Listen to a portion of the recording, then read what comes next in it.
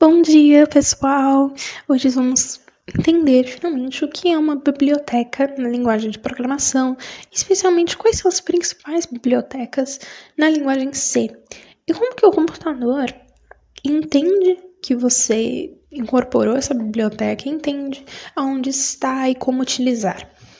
Primeiramente, então, dada essa introdução, o que é uma biblioteca, para quem não sabe? Biblioteca, quando você vai montar um código no computador, você precisa de... Primeiramente, o que é uma biblioteca? A biblioteca é um conjunto de códigos prontos que outras pessoas já fizeram, que outras já está pronto, que facilita a vida do programador. Porque e é a base da programação também, porque muitas funções do seu código, você precisa de outras funções anteriores, como entrada e saída de dados, você precisa de variáveis já declaradas, você precisa de coisas básicas para você montar o seu código. E essas bibliotecas fazem esse papel, que é ter o código dessas funções macro, funções mais específicas, variáveis já declaradas, variáveis específicas para algum tipo de dado. Por exemplo, há uma variável que guarda horários, data e horários. É uma variável específica que precisa de uma declaração específica no seu código. Mas você tem uma biblioteca que já fez isso, que já tem essa variável declarada e você pode simplesmente utilizar a variável. Outro exemplo são variáveis que são nomeáveis. Por exemplo, quando essas são as variáveis macro. Teoricamente, você já tem essas variáveis no sistema normal, mas elas já são definidas com um nome específico. A resposta é: o computador, o sistema operacional, ele já é organizado. Então, todos os arquivos, execuções todos os arquivos importantes para o sistema, que inclui todos os executáveis e todas as bibliotecas, no caso, eles já estão em um local específico da memória. Quando você vai rodar o seu código, você vai compilar ele e você vai criar o computador. O computador vai compilar o código e vai encontrar essa inclusão, a nomeação da biblioteca no meio do seu código. E ele vai achar, encontrou essa biblioteca. Ele não sabe aonde que realmente está, mas ele sabe que tem um bloco de memória que tem informações importantes, que tem os arquivos importantes para o sistema e que realmente deve estar em algum lugar lá. Mas em um lugar lá, já não é em todo o computador, já é um lugar específico. Então ele vai entrar nesse lugar e ele vai procurar por esse bloco de memória, comparar para encontrar o tal arquivo executável da biblioteca. A partir daí, nós temos duas maneiras que podem acontecer durante a sua execução do seu programa. Que basicamente a diferença é, a partir do que ele encontrou a biblioteca, o seu código está executando, deu certo, ok. Só que ele pode executar o seu código, dizer, essa função eu não conheço, essa função não está declarada, e daí ir para a biblioteca, copiar os códigos que estão na biblioteca, que são necessários para execução atual, e copiar esses códigos para o bloco de memória que está sendo usado atualmente.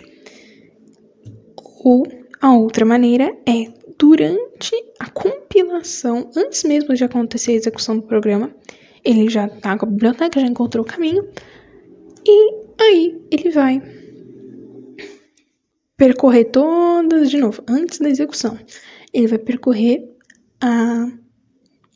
o seu código, ver as funções que não são definidas, pesquisar na biblioteca, copiar as funções, para copiar o que é necessário e colocar no bloco de memória que está sendo utilizado. Basicamente, a diferença, as duas coisas são chamadas de ligação dinâmica. Sabemos como que funcionam as bibliotecas, como o computador encontra as bibliotecas depois que você coloca no seu código o nome do que você está utilizando. Mas quais são as principais bibliotecas e as mais comuns quando você vai fazer um código na linguagem C? A primeira biblioteca mais importante, dentre todas, é a Standard In and Out Library, que ela é a primeira biblioteca que você vai usar e é a que tem todos os comandos de entrada, saída de dados, manipulação de dados e variáveis principais. Todos esses dados estão descritos nessa biblioteca. Então, funções de ler do teclado, funções de printar na tela, funções de abrir arquivos, fechar arquivos, ler conteúdo dos arquivos, ler caracteres, ler... Todas no código mostrado aqui tá mostrando na tela, as funções básicas de entrada e saída do teclado. Então, o scanf e o printf, que é usado para ler caracteres e imprimir caracteres na tela. Que é a manipulação de arquivos. Então, você tem aqui file, ponteiro. Então, o file é uma variável dessa biblioteca que ela é definida para você definir ponteiros para arquivos. Então, um local de memória para um arquivo. Aí, dado isso, você consegue, com as funções fopen, abrir esse tal arquivo, dado o nome desse arquivo. Você consegue ler todos os caracteres que estão no arquivo com fread. Você consegue, de novo, fechar e liberar o ponteiro, esse espaço de memória, com o fclose. E o rewind, como você está trabalhando com ponteiros, e ponteiros é o local de memória do que você está trabalhando, o rewind e outras funções, elas te ajudam a colocar esse ponteiro em partes do arquivo. Então, o rewind, ele coloca o seu ponteiro no começo do arquivo, para você começar a trabalhar desde o começo. Se você estava no final, volta para o começo. Outras funções, como o fseek, te ajudam a colocar esse ponteiro em algum lugar do arquivo que você queira, não exatamente no começo. São algumas funções dessa biblioteca, mas tem muito mais funções, muito mais variáveis. Aqui é apenas uma ideia de como funciona, de como aplicar, de como entender a parte mais básica da biblioteca em si. A próxima biblioteca que eu vou falar um pouco mais é a biblioteca time.h. Pelo nome, já dá para entender que é uma biblioteca que trabalha com dados de horário e data, né, de tempo. Nessa biblioteca a gente tem funções específicas para lidar com horário e data e variáveis específicas, como a time_t, que é uma variável que guarda os dados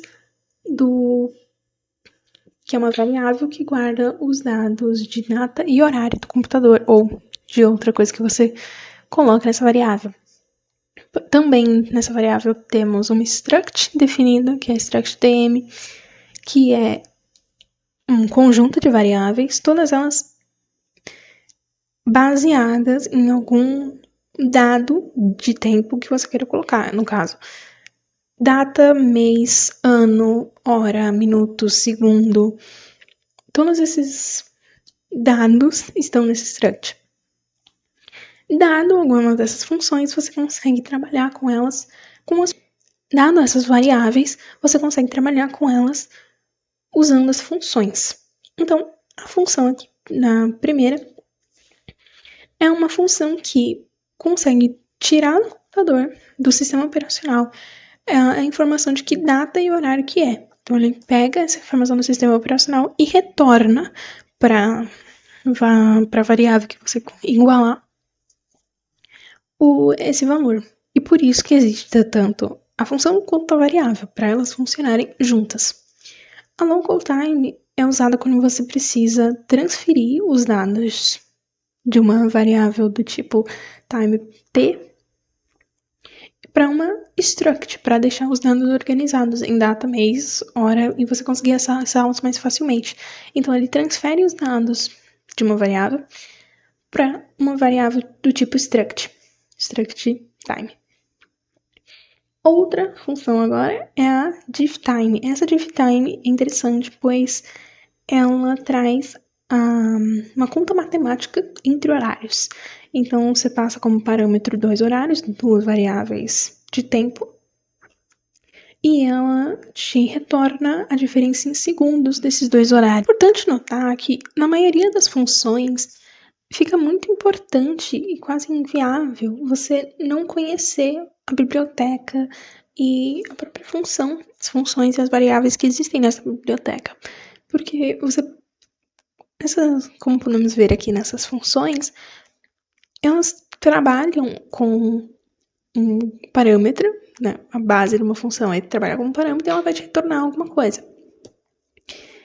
E é necessário que você conheça muito bem como a função funciona e quais os parâmetros que ela necessita e quais dados você pode ou não pode enviar e o que ela, mais importante ainda, o que ela vai te retornar e como você vai utilizar isso. Por exemplo, aqui na local time, a função te retorna um tipo struct que é definido na própria biblioteca. Então, reconhecer e estudar um pouco, entender um pouco a base de cada biblioteca e o que elas são mais especificamente, entender a base de cada biblioteca e o que elas te permitem fazer é muito importante para você gerar mais rapidez no seu código. Bom, essas aqui foram algumas mais descritas, mas o importante nessa biblioteca, mais especificamente, que não é nem a mais básica, mas também não é a mais complicada, é que ela tem um objetivo específico. Cada biblioteca tem um objetivo específico, que todas as suas variáveis e todos os dados que estão dentro dessa biblioteca te levam a um caminho específico. No primeiro caso, a gente tinha manipulação de dados da forma mais crua possível.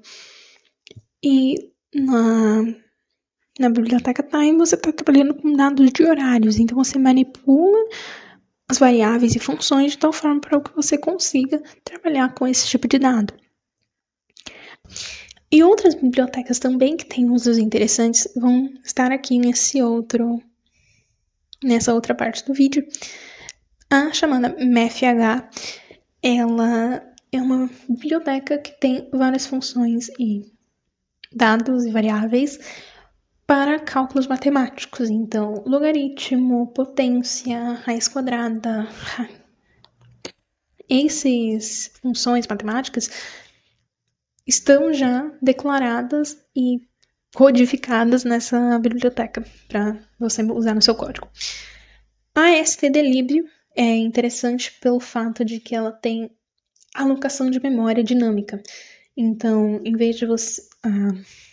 enquanto a stdio você consegue alocar sua memória estaticamente, ou seja, você não consegue modificar o tamanho da sua memória durante o seu código, a não ser que você declare aquela função de novo. Mas com a stdlib você tem maneiras de você alocar memória que ou aumenta ou diminui de acordo com a execução do seu código. Também além disso, ela tem conversão de número para mostrar o módulo do número, então o valor absoluto daquele número. São outras funções interessantes. A limites.h é uma função que é uma biblioteca que tem a missão base de ter variáveis que são limitadas, tanto superiormente quanto inferiormente. Então, elas têm um valor mínimo e têm um valor máximo que elas não vão poder ultrapassar. Também vai depender do seu objetivo, vai depender do objetivo do seu código. Ok. A ctype.h, por outro lado, ela é uma função para análise de caracteres. Então, você vai... comparação. Então, se aquele caractere é maiúsculo, minúsculo, se aquele caractere é um número, se aquele caractere é é um caractere, se aquele caractere é um espaço, é um outro caractere que não seja do alfabeto. Comparação, conversão de maiúscula para minúscula, são esses. No caso, trabalhar e manipular caracteres. Enquanto que a string.h já é uma função que trabalha com strings, vetor de caracteres, palavras, em outras palavras, trabalha com palavras. Então, funções como juntar palavras, funções de separar palavras, funções de cópia, funções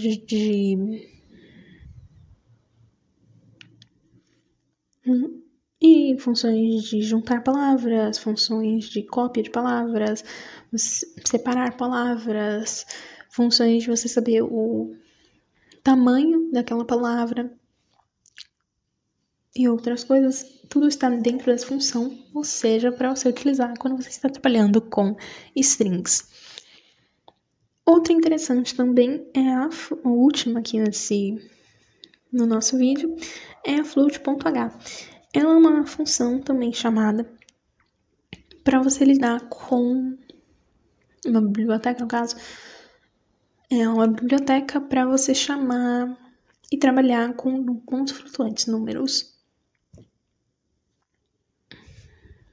com variáveis do tipo float, que